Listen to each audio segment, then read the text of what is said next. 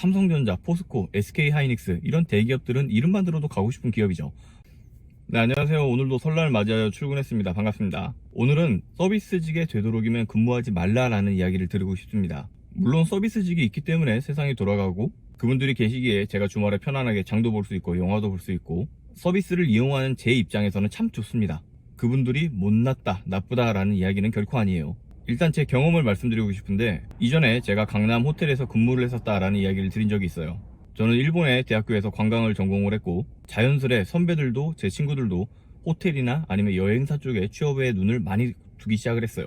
저도 호텔에 취업을 한번 하고 나니까 호텔 안에서 좋은 직종을 찾게 되고 한층 더 나아가서 내가 이직할 수 있는 장소는 어떤 곳이 있나 라고 생각을 했을 때 제가 다니는 호텔보다 좀 더 상위급 메이저 호텔에 눈을 돌리게 됩니다. 다시 한번 말씀드리지만 서비스직에 근무하시는 분들, 저보다 배우신 분들도 훨씬 많고 그분들 대단하신 분들입니다. 근데 방금 이야기 드렸듯이 제가 이 호텔에 근무를 하게 되면서 이 호텔 안에서 좋은 방향을 목표를 삼게 되는데 이게 세상을 살아가는 데 있어서 시야가 굉장히 좁아져요. 이게 어쩔 수가 없는 게 내가 보고 배우고 느낀 게 그거밖에 없기 때문이야. 호텔에 다니는 사람들에게 너 그러면 최종 목표가 뭐야? 라고 물었을 때 당연히 최종 목표는 지배인이야 라는 그 한계치가 있을 수밖에 없다는 소리예요. 제 경험을 토대로 호텔을 먼저 예시를 들어 말씀을 드렸지만은 CGV 영화관도 그렇고 이마트, 대형마트들도 마찬가지입니다. 항공사의 스튜어디스도 전문직이라고는 하지만은 결국에는 서비스 직종인 거예요.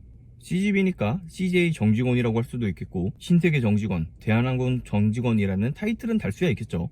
대형 기업 안에서 노동자로서 법의 보호는 받을 수 있어. 그거는 좋아. 하지만 이 서비스직이라는 거는 일을 아무리 잘해도 그 인정받는 한계치가 정해져 있고 고객이 아무리 저에게 평가를 잘해주고 고객의 만족도가 굉장히 높았다고 하지만은 그 고객은 일회성일 확률이 굉장히 큽니다. 그리고 서비스 직종이라는 거는 누구나 전문성을 쉽게 가질 수가 있습니다. 조금만 다르게 말씀드리면은 너 아니어도 충분히 어리고 예쁘고 젊고 힘 잘 쓰는 어린 싼 값의 노동자들이 넘치고 넘쳤다라는 겁니다. 시야가 좁아진 상태에서 오래 장시간 일을 해버리면은 저처럼 30대 중반이 됐을 때 이직을 하기가 너무나도 어려워요. 왜? 기업 입장에서는 1년 일한 20대 초반 애나 이렇게 10년 넘게 일한 저처럼 30대 중반의 애랑 그렇게 경력의 차이가 크지가 않아.